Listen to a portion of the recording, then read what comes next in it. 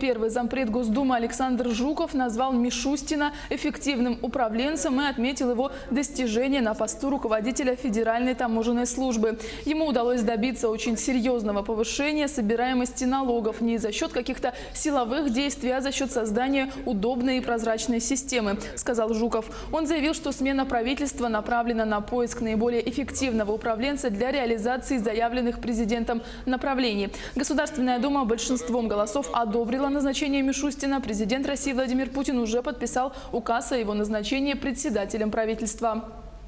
Сама его характеристика, как человека, который создал эффективную налоговую службу, а это совершенно очевидно, это, наверное, одна из самых эффективных структур в России, и это признано на международном уровне, говорит о том, что он очень сильный управленец.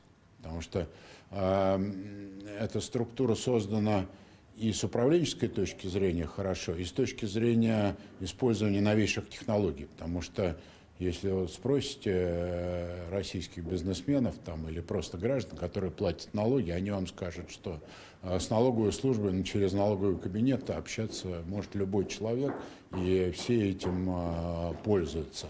И я бы так сказал, что у него очень эффективная манера работы была, потому что налоговая служба все-таки это такое ведомство силовое в некотором смысле, да?